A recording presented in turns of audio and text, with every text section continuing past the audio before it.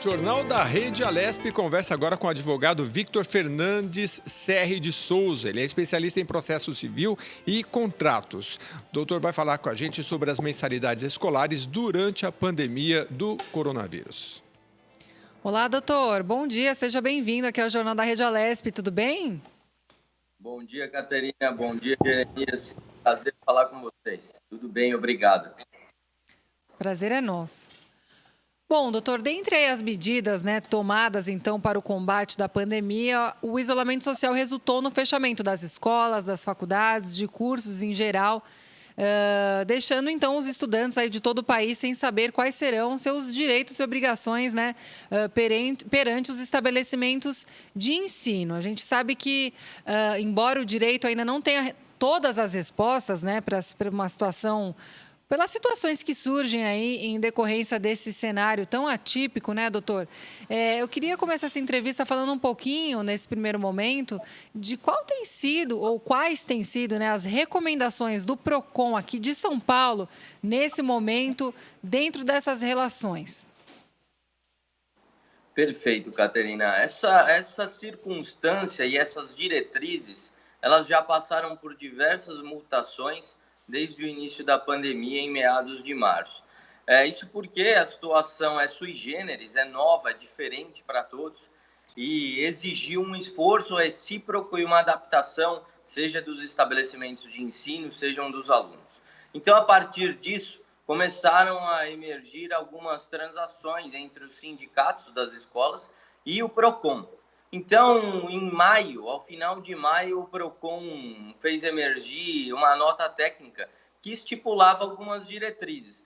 Diretrizes de cunho genérico, mas que serviriam, de alguma forma, para pautar as composições, que é exatamente o que se incentiva as escolas e os alunos a fazerem, a conversarem, a tentar se compor. Isso porque estabelecer parâmetros absolutos ou impositivos, de repente estabelecendo descontos absolutos, talvez geraria um desequilíbrio muito grande no mercado do ensino. Isso porque existem escolas de todos os portes e, muito provavelmente, uma diretriz impositiva de descontos em determinados percentuais levaria à bancarrota ou à falência algumas escolas. Então, o que o PROCON fez foi estabelecer diretrizes que direcionassem as partes a compor, a conversar, necessariamente partindo do pressuposto que deve sim existir um desconto, mas não necessariamente cravando qual patamar desse desconto. E, a partir disso, determinando que as escolas que adotarem ou que passaram a adotar ferramentas para o ensino à distância viabilizassem às famílias ou aos alunos o uso dessas ferramentas com a devida instrução. E as famílias ou alunos que não conseguissem ter acesso a esse tipo de ferramenta, por conta de uma impossibilidade financeira, inclusive, ao acesso à internet, a computadores e a tablet, então estariam desobrigadas contratualmente de seguir com aquela contraprestação da mensalidade. É basicamente isso. Doutor Jeremias falando, eu queria saber se o senhor está acompanhando quais são as principais demandas aí de todos os lados, seja das escolas, principalmente particulares, dos pais, dos alunos, O senhor falou da EAD e se a criança ou mesmo adulto, no caso numa faculdade, não se adaptar, ele não estaria obrigado a este contrato. Mas como é que está esse mercado? Como é que é o termômetro? Já há uma acomodação ou ainda tem muito litígio e em que áreas? Ainda tem bastante litígio, Jeremias, até porque por várias vezes se falou num retorno e isso acabou sendo postergado, Então, no início, esperava-se um retorno em meados do ano, até antes, e depois nada disso se consumou. Agora existe uma expectativa de um retorno gradual em setembro e também já existem rumores que isso nem se concretize. Então, essa oscilação, essa vulnerabilidade, inevitavelmente faz sim existir litígios, porque algumas famílias, alguns alunos vão segurando até um limite na expectativa de que a situação esteja na iminência de normalizar, aquilo não normaliza e o aluno enxerga aquilo só como ônus. O que a gente vê é o seguinte: muitas escolas, muitas universidades efetivamente fizeram um esforço grande para equipar e com plataformas e, a partir disso, fazer com que o ano letivo fosse cumprido, independentemente da distância física. Por outro lado, a gente percebe que em algumas faixas etárias é inerente ao ensino ou àquela formação pedagógica, ou mesmo a resposta e a necessidade de se ir até a escola fisicamente. Então, a gente percebe isso muito latente nas fases menores, nas crianças menores, né? Existe aí, e faz parte da contraprestação obrigacional do contrato, que aquela criança fique sob a tutela física da escola durante um determinado tempo. Isso contempla, trazendo mais ainda para a realidade, o fato de que muitas das vezes os pais têm que trabalhar fora e não podem simultaneamente exercer essas duas questões. E aí isso passa a ser impedido. Então, logo o contrato não está sendo cumprido na sua plenitude, ainda que exista um esforço da escola. Então, isso faz sim existir e emergir litígios em que pese a gente, mais uma vez, busque sempre incentivar que as partes transacionem para chegar num meio termo.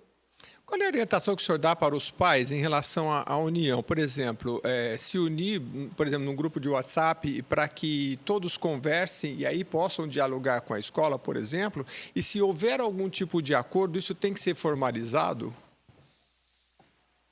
Da mesma forma que as escolas, que o negócio escola não isonômico, não é absolutamente igual em todo o país, existem escolas de vários portes, dentro de uma mesma escola também existem realidades diferentes. Então, é importante sim que haja uma diretriz unilateral, para que também não haja concessões muito específicas ou preterindo uma família, preterindo um aluno a outro, mas é importante que cada caso seja tratado dentro da individualidade daquele caso, porque isso sim gera um equilíbrio verdadeiro, né? Tratar as diferenças de forma diferente para que assim se chegue à igualdade. Então, é importante sim que os pais e que os alunos estejam unidos, e aí, a partir de grupos, a partir de reuniões online, estejam consolidados e uniformizados sobre os pleitos perante a escola, para que esses pleitos ganhem força, mas é inevitável que as escolas também tenham que examinar caso a caso, para, a partir disso, conseguir fazer as concessões mais justas. Certo. Doutor, a gente sabe que nesse período as aulas via conferência, grupos de WhatsApp, como o senhor mesmo pontuou, envio de documentos, materiais online, quer dizer, muitas são as alternativas que as instituições de ensino encontraram nesse momento para manter os alunos ativos, né? Mas, quando a gente compara, por exemplo, um aluno universitário, até do ensino médio, por exemplo, é diferente de uma criança, por exemplo, né? Que, inclusive, nesse contrato escolar de uma criança pequena, ele contempla, então, dentro das cláusulas lá, que a criança fique sob a supervisão dos professores na escola. Quer dizer, isso é muito claro lá. Quer dizer, é mais difícil para uma criança pequena ter esse conteúdo online, quer dizer, é praticamente inviável. Como que fica as negociações? Ou seja, o que os órgãos de proteção aos interesses do consumidor dizem num momento como esse? Quais são as orientações? Isso chega a esbarrar num problema de ordem social, porque a gente percebe que para as crianças terem acesso a esse tipo de plataforma, é inevitável o acompanhamento dos pais, e isso muitas vezes acontece em horário comercial, quando os pais estão trabalhando, então isso gera uma sobrecarga e a longo prazo geram problemas também de ordem social, e é inevitável que isso esbarre sim na origem do serviço que foi contratado, porque originalmente esse serviço deveria ser prestado in loco. Então, novamente, os órgãos de proteção e mesmo a justiça nos conflitos que vêm emergindo tentam incentivar as partes a se comporem, porque o serviço não está sendo prestado na sua íntegra daquilo que foi contratado. Então, logo, isso demanda de bom senso e de bom tom, sobretudo para que se acompanhe o novo momento socioeconômico e as famílias também se mantenham, na medida do possível, equilibradas, que isso traga um desconto, traga uma redução nas mensalidades. Por outro lado, o esforço da escola em, de alguma forma, tentar manter o ano letivo também deve ser reconhecido. Então, me parece também que não é justo simplesmente desmatricular ou reduzir a zero as mensalidades. Então, o que se induz e o que se propõe é um meio termo, até para que a escola consiga também seguir operando e não entre num problema de colapso, sobretudo quando se fala das escolas menores, que podem sim encaminhar a uma falência se esse movimento de desmatrícula for contínuo.